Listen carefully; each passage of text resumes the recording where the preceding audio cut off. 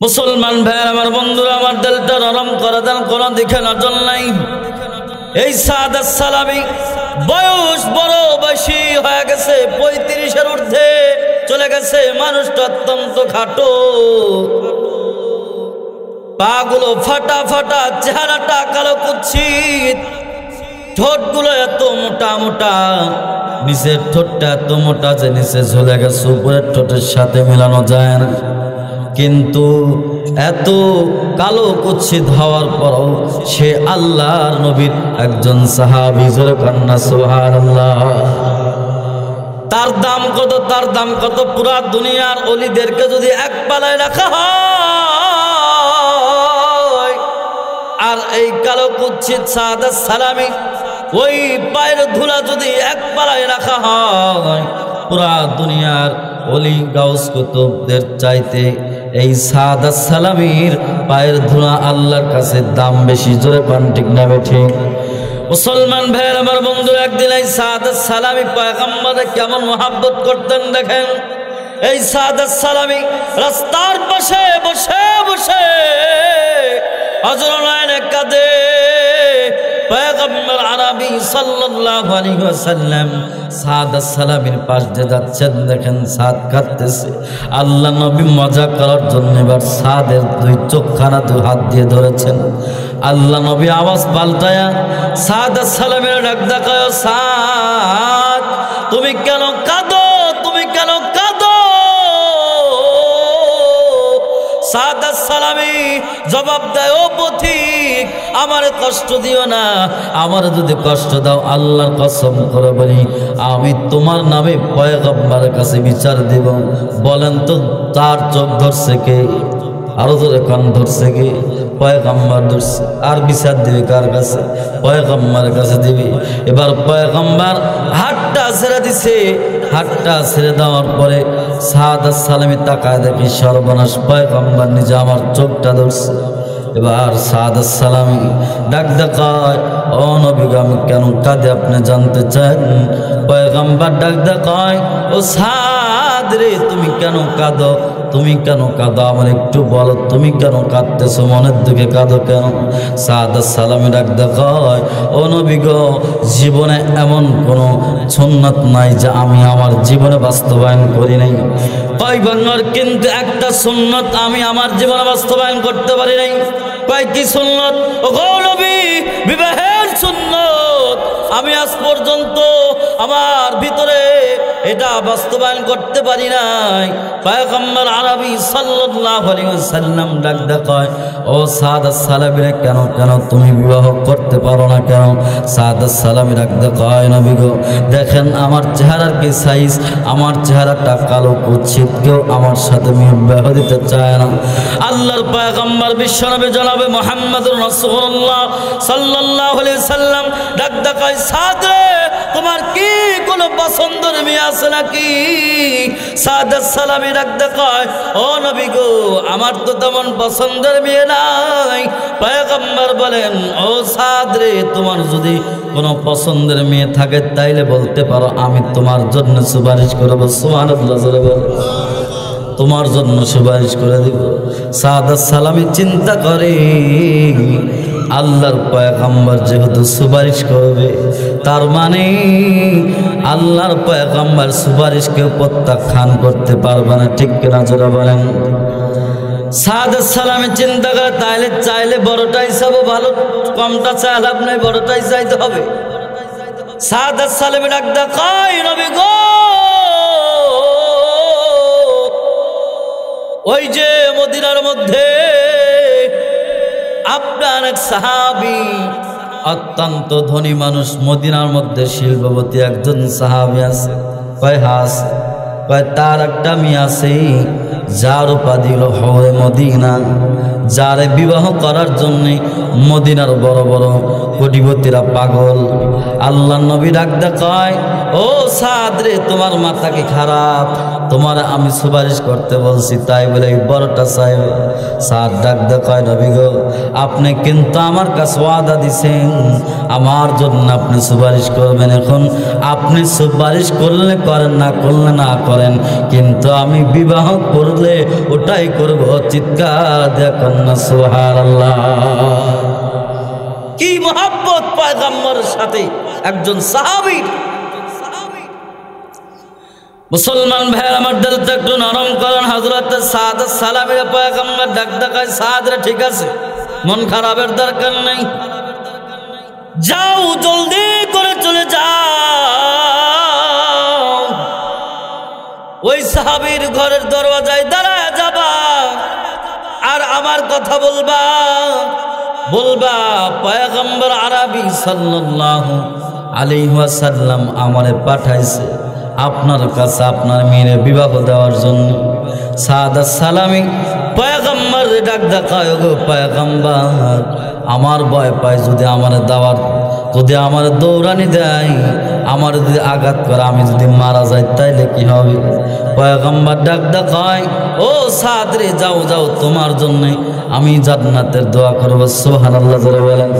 সাদ সালামি এবার হাঁটি হাঁটি পা পা করে মদিনার শিল্পপতির কাছে যখন চলে গেছে, ঘরের দরওয়াজায় নক করছে, ঘরের দরওয়াজা খুলে দিছে। ঘরের দরওয়াজা খুলে দেওয়ার পরে ডাক ডাকায়, ও পথিক,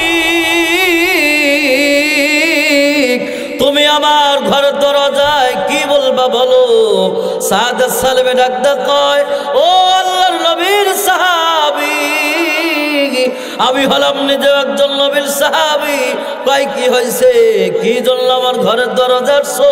সাদ সালামে ডাক ডাকায়, ও আল্লাহর নবীর সাহাবী, আপনার ঘরে একটা মেয়ে আছে? কয় হ্যাঁ আছে। কয় আল্লাহর নবী পাঠাইছে আমার সাথে বিবাহ দেওয়ার জন্য। কথা বলতে দেরি, দৌড় দিতে দেরি করে নাই। কোন সুবহানাল্লাহ।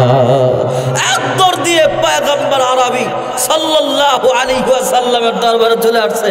নবী কয় কি ব্যাপার, এরকম দৌড় দিছে? কয় নবী গো, আমার জানে পানি নাই, আমি বলতে দেরি, দৌড় দিতে দেরি হই নাই, তাকায় দেখি আমার পিছনে দারওয়ানগুলো দৌড়। সুবহানাল্লাহ। আল্লাহর পয়গম্বর ডাক ডাকায়, সাদ সালামের চিন্তা করার দরকার নাই, তুমি একটু বসো, দেখে কি খবর আছে। কিন্তু এদিক দিয়ে পয়গম্বরের সাহাবীর মাথা খারাপ, মাথা গরম হয়ে গেছে, অত্যন্ত কালো, আবার করছি ছোট্ট মোটা, ঘর নাই বাড়ি নাই, নিজেই পয়গম্বরের ঘরের দরওয়াজায় ঘুমায়। পয়গম্বর দিলে খায়, না দিলে না খায়। সে আমার মেয়েকে বিবাহ করে কে খাওয়াবে? এই যে রাগান্বিত অবস্থায় ঘরের ভিতরে প্রবেশ করেছে। বিবি ডাক ডাকায়, স্বামী গো, আপনার চেহারাটা মলিন কেন? আপনার চেহারার মধ্যে রাগ ফুটে উঠেছে। এবার আল্লাহর নবীর সাহাবী ডাক ডাকায়, বিবিরে বলো না, ওই যে একটা কৃতদাস এসেছিল, অত্যন্ত কালো কুৎসিত, সে নাকি আমার মেয়েকে বিবাহ করবে, এই জন্য আমার রাগ হয়েছে। এবার মেয়েও ডাক ডাকায়, বাবা সে নাই, সে তো আমার সাথে বিবাহ করার জন্য বলছে, ঠিক আছে, কিন্তু আমি শুনলাম সে যেন কার দোহাই দিয়ে আপনার কাছে বিবাহের প্রস্তাব দিয়ে। সুবহানাল্লাহ বলে, কার জানি দোহাই দিলে আমি শুনলাম। এবার বাবা ডাক ডাকায়, সে বলছে পয়গম্বর নাকি তারে পাঠাইছে। এবার এই মেয়েটা ডাক ডাকায়, ও বাবা, আল্লাহর কসম করে বলি, আপনি কি করেছেন? এই আল্লাহর নবীর প্রস্তাবকে আপনি প্রত্যাখ্যান করেছেন। হোক না সে কালো, হোক না সে কৃতদাস, তার ঘর নাই বাড়ি নাই, তো কি হয়েছে? আল্লাহর নবী তো পাঠাইছে। ও বাবা, জলদি করে চলে যান, পয়গম্বরের কাছে চলে যাবেন। পয়গম্বরের কাছে চলে যাওয়ার পরে আপনি প্রস্তাব দিবেন যে আমি নিজেও রাজি, আমার মেয়েও রাজি, আমার স্ত্রীও রাজি। সুবহানাল্লাহ জোরে বলেন। আল্লাহর পয়গম্বরের কাছে সাহাবী হাঁটি হাঁটি পা পা করে চলে গেছে। যাওয়ার পরে নবী আলাইহিস সালাতু ওয়াস সালামকে ডাকতে কয়, ও নবী গো, আপনি কি সাদ সালামিরে আমার কাছে পাঠাইছিলেন বিবাহের প্রস্তাব দিয়া? আল্লাহ নবী ডাক দেখায়, হা আমি আমার এই পাগল সাহাবী সাদ সালামীরে পাঠাইলাম তোমার কাছে বিবাহের প্রস্তাব দিয়া। এবার আল্লাহ নবীর সাহাবী আল্লাহর পয়গম্বরকে ডাক দেখায়, ও নবী গো, সুসংবাদ হলো আমি নিজেও রাজি, আমার মেয়েও রাজি, আমার স্ত্রীও রাজি, আপনি বিবাহের ব্যবস্থা করেন, আমি এই সাদ সালামের সাথে আমার মেয়ের বিবাহ দেব। সুবহানাল্লাহ। সাদ সালামে ডাক দেখায়, নবী গো আমিও রাজি। সুবহানাল্লাহ বললেন না? আল্লাহ নবী কয়, ঠিক আছে বিবাহ করবা, তো বিবাহ করার জন্য তো দেনমোহর দেওয়ার দরকার আছে না নাই? কথা কান আছে না নাই? আছে। তোমার টাকা কই? কয় নবী টাকা আপনি দিবেন। ভাই তুমি খাওয়াবা কি? তুমি তো ঘুমাও আমার ঘরের বারান্দায়, আমি দিলে কিছু খাও, নাইলে না খাও, তুমি খাওয়াবা কেমনে? সাহাবী ডাক দেখায়, নবী গো আপনি খাওয়াবেন। সুবহানাল্লাহ বললেন না? দেখেন সাহাবী আর নবীর মধ্যে কি একটা সুন্দর সম্পর্ক। ডাক দেখায়, নবী টাকা নাই, এই দেনমোহরের টাকা আপনি দিতে হবে, আবার খাওয়াবে, আপনিও আমারও খাওয়াবেন, আমার বিবিরও আপনারা খাওয়াইতে হবে। সুবহানাল্লাহ, আওয়াজ করে বলেন সুবহান। মুসলমান ভাই আমার, বন্ধুরা রে আমার, আল্লাহ নবী এবার সাদ সালামের ডাক দেখায়, ঠিক আছে চলে যাও, আমার জামাই হযরত ওসমানের কাছে চলে যাও। ওসমানের কাছে চলে যাওয়ার পর ওসমানকে বলবা, আমার কথা বলবা যে পয়গম্বর 200 দিরহাম নিতে বলেছে, ওসমান তোমার দিবে। এবার সাদ সালামে দৌড়ে ওসমানের দরবারে চলে গেলেন। ওসমানের দরবারে চলে যাওয়ার পরে এবার ওসমান রাদিয়াল্লাহু আনহুকে ডাক দেখায়, ও আল্লাহর নবীর সাহাবী ওসমান, আল্লাহর পয়গম্বর পাঠাইলেন তোমার কাছে, আল্লাহর পয়গম্বর বলছে আমার 200 দিরহাম দেওয়ার জন্য।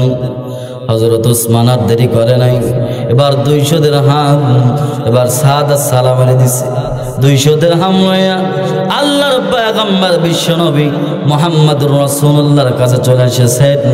এবার পয়গম্বর বলে আরো 200 দিরহাম লাগবে। কয় যাও, মদিনার মধ্যে একজন বড় শিল্পপতি নাম হলো সাঈদ ইবনে আব্দুর রহমানের কাছে চলে যাও, তার কাছে চলে যাইয়া আমার কথা বলবা। সাঈদ ইবনে আব্দুর রহমানের কাছে চলে গেলেন। ডাক দেখায়, ও ভাই সাঈদ ইবনে আব্দুর রহমান, আল্লাহ নবী পাঠাইলো আপনার কাছে আমারে 200 দিরহাম দেওয়ার জন্য। সাঈদ ইবনে আব্দুর রহমান 200 দিরহাম দিলেন। এবার আল্লাহর পয়গম্বর ডাক দেখায়, ও সাদ সালামের এই যে 400 দিরহাম হলো, এটা হলো তোমার বিবাহের দেনমোহর, কিন্তু আরো 200 দিরহাম লাগবে। যেই টাকা দিয়া তোমার বিবির তুমি শাড়ি কিনবা, গয়নাগাটি কিনবা, যাও যাও চলে যাও, আমার আরেক জামাই হযরত আলীর কাছে চলে যাও। হযরত আলীকে যাইয়া বলবা আমি পয়গম্বর তোমাকে 200 দিরহাম দেওয়ার জন্য বললাম।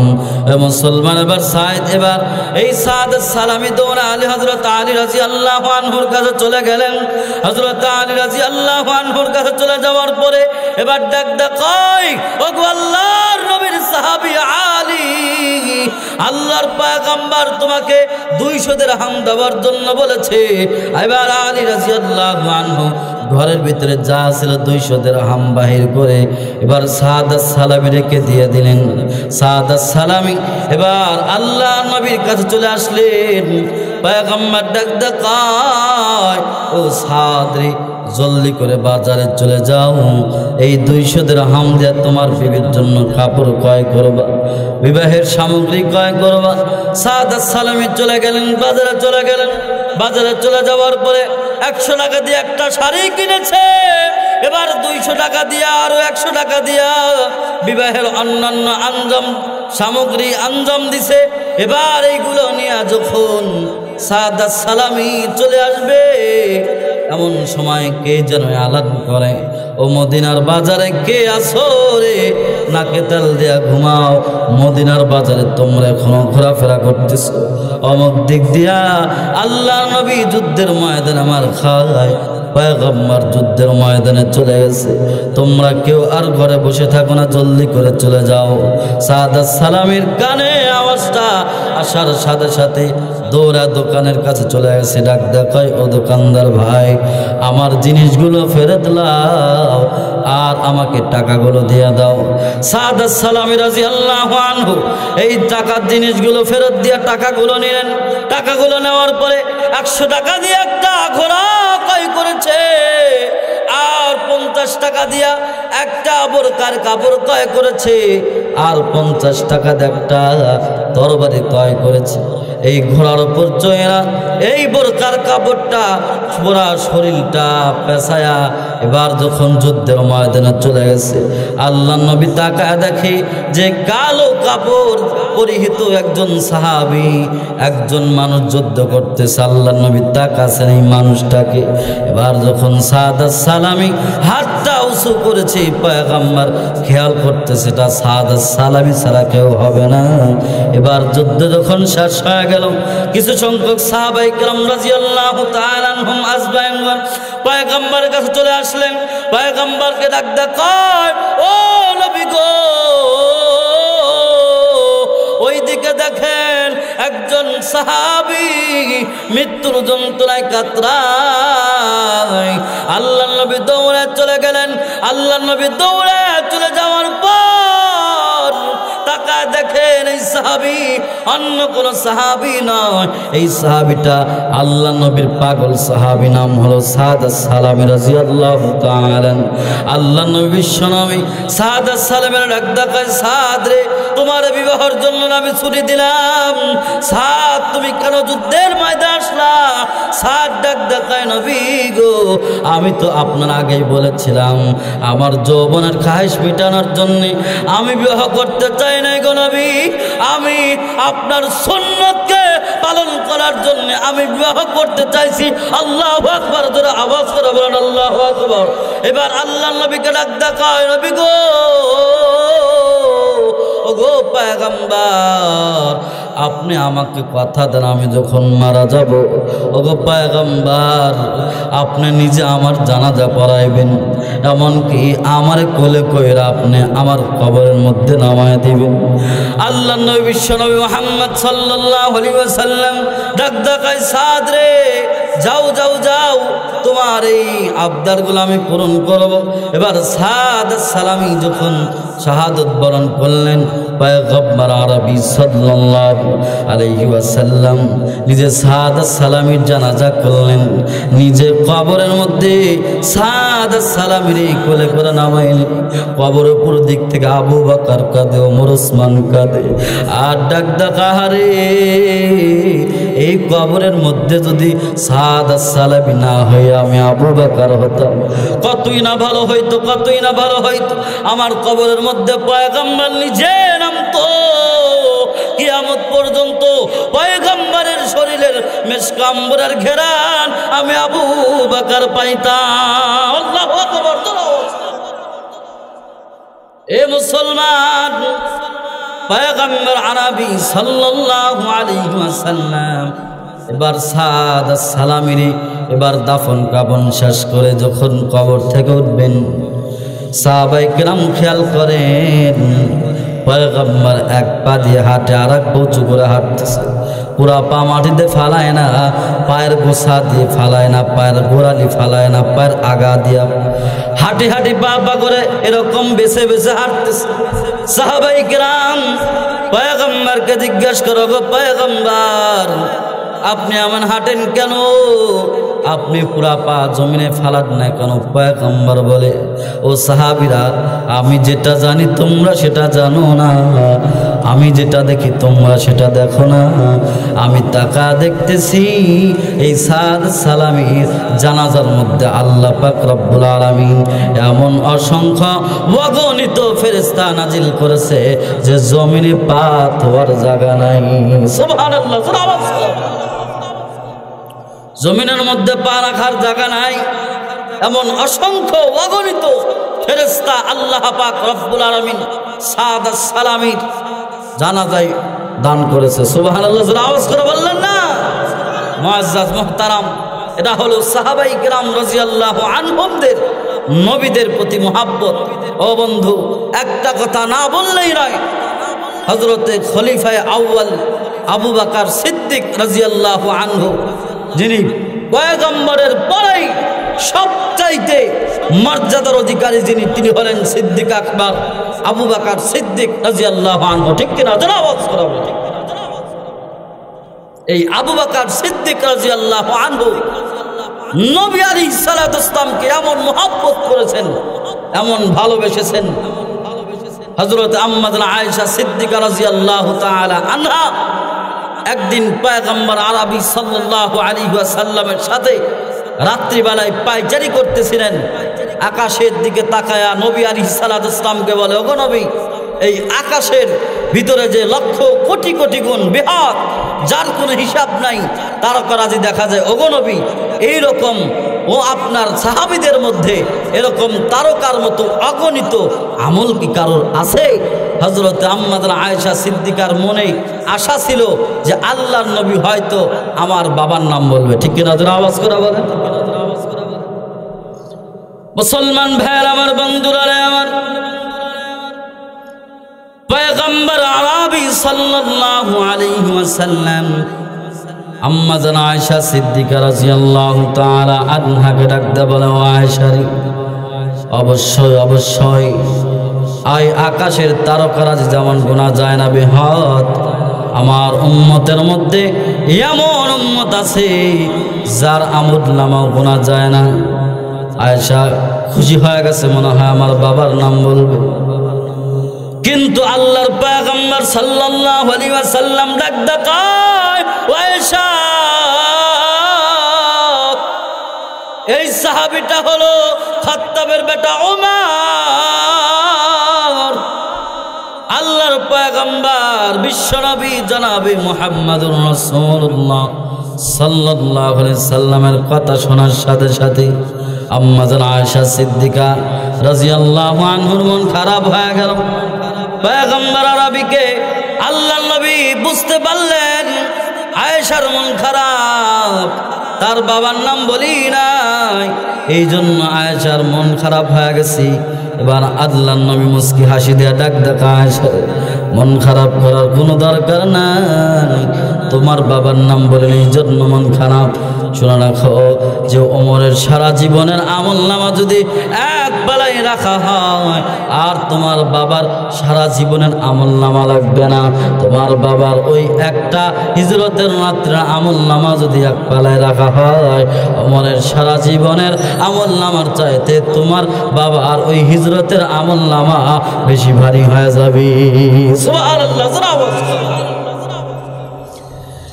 মুসলমান ভাই আমার, বন্ধুরা আমার, হযরত আবু বকর সিদ্দিক রাদিয়াল্লাহু আনহু এমন কি আমল করেছে হিজরতের রাত্রে, যে হযরত আবু বকরের এক রাত্র আমল নামা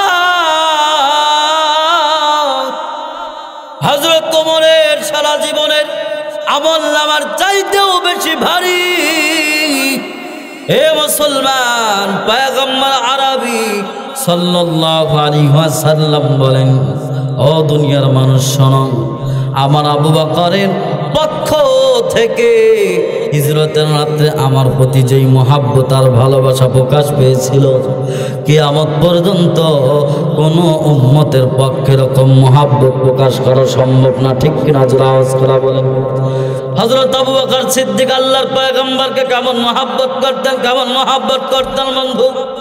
আল্লাহর পয়গম্বর ডাকতে কয়, ও বন্ধু, আল্লাহর হুকুম যখন চলে আসবে, এই মক্কা থেকে মদিনায় হিজরত করতে হবে, এই হিজরতের সাথী আল্লাহ পাক রব্বুল আলামিন নিযুক্ত করেছেন, সেই সাথী হলেন আপনি আবু বকর। আল্লাহর পয়গম্বর 6 মাস পূর্বে আবু বকরকে বলেছিলেন, এবার যখন হযরত জিবরাইল আমিন পয়গম্বরকে ডাকায়, পয়গম্বর আর আপনি দেরি করবেন না, এই মুহূর্তে আপনি মক্কা থেকে মদিনায় হিজরত করেন। আল্লাহর পয়গম্বর বিশ্বনবী জনাবে মুহাম্মদুর রাসূলুল্লাহ জলদি করে হযরত আবু বকর সিদ্দিক রাদিয়াল্লাহু আনহুর বাড়িতে চলে গেলেন। হযরত আবু বকর সিদ্দিকের বাড়িতে চলে যাওয়ার পর এবার আল্লাহর নবী আবু বকর সিদ্দিকের ঘরের দরজায় একবার শুধু সালাম দিছে, ইতিহাস লেখে পয়গম্বর বলে আবু বকর সিদ্দিকরে একবার সালাম দিতে দেরি করছি, কিন্তু আবু বকর সিদ্দিক ঘরের দরওয়াজা খুলে দিতে দেরি করে নাই। সুবহানাল্লাহ, আওয়াজ করে বলে। ঘুমন্ত মানুষের আওয়াজ আর জাগ্রত মানুষের আওয়াজের মধ্যে পার্থক্য আছে না? জোরে আওয়াজ করে বলেন। পয়গম্বর খেয়াল করে আবু বকর মনে হয় ঘুমাই না। পয়গম্বর ডাক আবু বকর, ও বন্ধু আপনি কি ঘুমান না? আবু বকর সিদ্দিক চোখের পানি ফেলায় আর ডাক কয় নবী গো আমি ঘুমাবো কেমনি? ওই যে দীর্ঘ 6 মাস পূর্বে আপনি আমার বলেছিলেন অগবন্ধ হিজরত করতে হবে। আল্লাহর কসম করে বলি ওই দিনের পর থেকে আমি আবু বকর একটা মুহূর্তের জন্য বিছানায় পিঠ লাগাই নাই। সুবহানাল্লাহ। মুসলমান ভাইয়ের আমার বন্ধু, এখানে শেষ না। আবু বকর কেমন মহব্বত করেছেন পয়গম্বর। আল্লাহর পয়গম্বর মরুভূমির ভিতর দিয়া পাথরের জমিনের ভিতর দিয়া হাঁটে। পয়গম্বর হাঁটতে পারে না, পায়ে ফোসা পড়ে যায়। আবু বকর পয়গম্বরের এক ডাকায়, ও নবী গো আপনি হাঁটতে পারতেছেন না, আপনার পায়ে ফোসা পড়ে গেছে, আমি আবু বকর থাকতে আপনার কষ্ট হবে, এটা সম্ভব না। ওগো নবী আপনি আমার কাঁধে চলেন, আমি আবু বকর আপনার কাঁধে কইরা এই মরুভূমির জমিন পাথরের জমিন আমি পাড়ি দিয়ে দিব। সুবহানাল্লাহ। হযরত আবু বকর সিদ্দিক রাদিয়াল্লাহু আনহু পয়গম্বর আরবি সাল্লাল্লাহু আলাইহি সাল্লামকে কাঁধে করে নিয়ে পাথরের মরুভূমি পাড়ি দিলেন। আটঘরিয়ার মুসলমান ভালো করে বুঝে নাও, ভালো করে বুঝে নাও, এখানে আবু বকরের প্রেম প্রকাশ শেষ নয়। হযরত আবু বকর ওই গার সরে যখন চলে গেলেন, যাওয়ার পরে এবার আবু বকর সিদ্দিক রাদিয়াল্লাহু আনহু পয়গম্বর বলেন, ও পয়গম্বর আপনি আগে গর্তের মধ্যে নামবেন না, আমি আবু বকর আগে গর্তের মধ্যে নামবো। পয়গম্বর কে দাঁড় করায় এবার আবু বকর সিদ্দিক রাদিয়াল্লাহু আনহু ওই গর্তের মধ্যে যখন নামলেন, গর্তের মধ্যে নামার পরে পুরা গর্ত পরিষ্কার করলেন। আবু বকরের পাগড়িগুলো ছিঁড়ে ছিঁড়ে বিভিন্ন গর্তের মুখগুলো বন্ধ করে দিলেন। কিন্তু শামসুদ্দিন যাহাবী রহমতুল্লাহ আলাইহি তার কিতাবের মধ্যে লেখেন একটা মাত্র ছিদ্র ছিল, যেটা পূরণ করার জন্য আর কোনো কাপড় নাই। এবার আবু বকর সিদ্দিক রাদিয়াল্লাহু তাআলা আনহু নিজের পায়ের গোছা গোড়া দিয়া ওই ছিদ্রটা বন্ধ করলেন। আর নবীজিকে ডাকতে কয়, নবী গো জলদি করে চলে আসেন, আপনার জন্য আরামগাহ তৈরি হয়ে গেছে। ও বন্ধু আবু বকর সিদ্দিকের পুরাই মাথা দিয়ে পয়গম্বর ঘুমায় গেলেন। ইতিহাস লেখে ওই গর্তের মধ্যে অনেকদিন আগের থেকে একটা সাপ বসবাস করতেছিল। এবার সাপটা দংশন করেছে আবু বকরের পায়ে। বিষের যন্ত্রণায় আবু বকর কাতরায়, কিন্তু নড়ে চলে না। পয়গম্বরের ঘুম ভেঙে যাবে। আল্লাহু আকবার, জোরে আওয়াজ করে বলেন আল্লাহু আকবার। আবু বকর নড়ে চলে না, পয়গম্বরের ঘুম ভেঙে যাবে। আবু বকর পয়গম্বরের চেহারার দিকে তাকাছে। বন্ধু আল্লাহর পয়গম্বর বলেন, আবু বকর সিদ্দিকের জীবনে 2টা আমল সবচাইতে প্রিয় ছিল, 3টা আমল সবচাইতে প্রিয় ছিল। কয়টা আমল জোরে বলেন? 3টা আমল। 1 নাম্বার হলো আন-নাযরু ইলা ওয়াজহি রাসূলিল্লাহ সাল্লাল্লাহু আলাইহি ওয়াসাল্লাম। 1 নাম্বার আমল হলো পয়গম্বরের চেহারার দিকে তাকায় থাকা। এই আবু বকর পয়গম্বরের চেহারার দিকে তাকাছে। এমন সময় ভিতরে বিষের যন্ত্রণায় আবু বকর কাতরাইতেছে, অজান্তেই চোখের এক ফোঁটা পানি পয়গম্বরের চেহারার মধ্যে পড়ে গেলেন।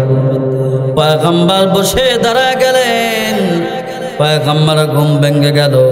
এবার টাকা দেখে আবু বকর কাঁদতেছে। নবীজি ডাক দেখায়, ও বন্ধু আবু বকর আপনি কাঁদেন কেন, আপনার কি হয়েছে? মুসলমান ভাইয়ের আমার বন্ধুরা, আমার দিলটা একটু নরম করে আবু বকর সিদ্দিক ডাক দেখায়, নবী গো আমার একটা সাপ দংশন করেছে গো পয়গম্বর, বিষের যন্ত্রণায় আমি কাতরাইতেছি, কিন্তু পয়গম্বর আমি আপনার ডাক দিই নাই। পয়গম্বর বলে ডাক দিল না কেন? আবু বকর সিদ্দিক ডাক দেখায়, নবী গো আমার জীবনও যদি চলে যায় তো আমি হাসি মুখে আমার জীবন দিতাম, কিন্তু আমি পয়গম্বরের এই মধুর ঘুম আমি ভাঙতাম না। সুবহানাল্লাহ। এমন মহাব্বত পয়গম্বর আরবি সাল্লাল্লাহু আলাইহি সাল্লাম আবু বকর সিদ্দিক রাদিয়াল্লাহু আনহু করতেন। এটা হলো আবু বকরের এক নম্বর আমল, আন-নাযরু ইলা ওয়াজহি রাসূলিল্লাহ। দুই নম্বর আমল হলো আবু বকর সিদ্দিক পয়গম্বরের ডাক দেখায়, ও নবী গো আমার দুই নম্বর আমল হলো বিনতে বাইতিক, আমার একটা মেয়ে আছে নাম হলো আয়েশা। এটা হলো আপনার আমার একটা অত্যন্ত মনের আবেগ, অত্যন্ত মনের শখ, যে আমার এই আয়েশা অত্যন্ত সুন্দর, আমি আপনার সাথে বিবাহ দেব। সুবহানাল্লাহ জোরে বলেন। এটা হলো হযরত আবু বকরের দ্বিতীয় নম্বর প্রিয় আমল। তিন নম্বর আবু বকর পয়গম্বরের ডাক দেখায়, ও নবী গো আমার তৃতীয় নম্বর আমল হলো আপনি আমার অনুমতি দিবেন, আমার হুকুম দিবেন, আমার যত মাল আছে সব মাল সম্পদ আমি আপনার রাস্তায় দান করে দিব। সুবহানাল্লাহ। হযরত আবু বকর সিদ্দিক বলে তিনটাই কিন্তু রাসূল কেন্দ্রিক। কথা বলেন ঠিক না ঠিক? বাগুন ভর্তা আর বাগুন ছানার চাষ নাই, তিন জিনিসটা একই জিনিস। কথা কান একই জিনিস না? তো আবু বকরের তিনটাই একই, তার মানে তিনটাই রাসূল কেন্দ্রিক। বলছে নবী গো আপনার চেহারার দিকে তাকায় থাকতে আমার ভালো লাগে। সুবহানাল্লাহ জোরে বলেন না। রাসূলের মহব্বত। আবার ডাক দেখায়, নবী আমার মেয়ে আছে আয়েশা, আপনার সাথে বিবাহ দেব। রাসূল কেন্দ্রিক মহব্বত। তৃতীয় নাম্বার কয়, নবী গো আমার যা কিছু আছে আপনি হুকুম দিতে দেরি হবে, ইসলামের জন্য আপনার জন্য আমি এটা ব্যয় করতে দেরি করব না। সুবহানাল্লাহ বলেন। মুসলমান ভাইয়ের আমার বন্ধুরা আমার, হযরত আবু বকর সিদ্দিক রাদিয়াল্লাহু তাআলা আনহু মক্কার মধ্যে কোটিপতি বড় ব্যবসায়ীর মধ্যে একজন ছিলেন। কথা বলেন ঠিক কিনা? কিন্তু পয়গম্বর আরবি সাল্লাল্লাহু আলাইহি ওয়াসাল্লামের মুহাব্বতে পয়গম্বরের দ্বীনের রাস্তায় ইসলামের জন্য আবু বকর সর্বোচ্চ দিয়েছেন। কথা বলেন ঠিক না বেঠিক? এক যুদ্ধে পয়গম্বর আরবি সাল্লাল্লাহু আলাইহি ওয়াসাল্লাম সমস্ত সাহাবাই কিরামদেরকে ডাক দেখায়, ও সাহাবীরা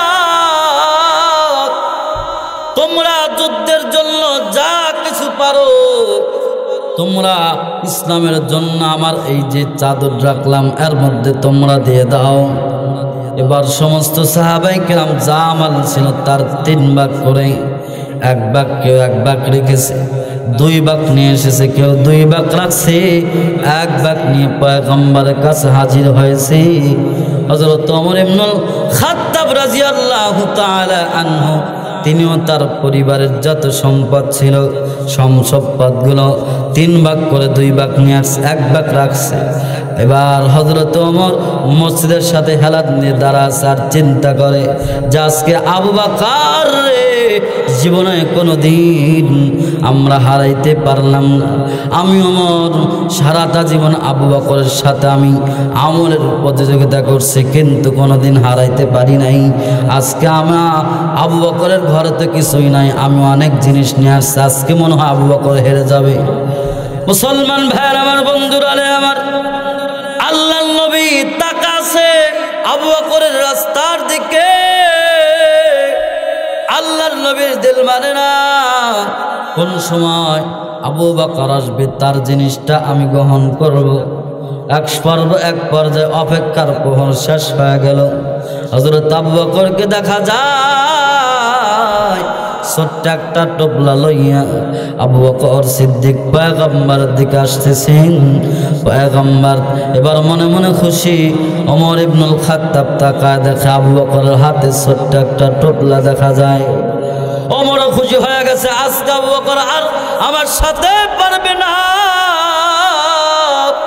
আজকে আবু বকরকে আমি হারায় দেব।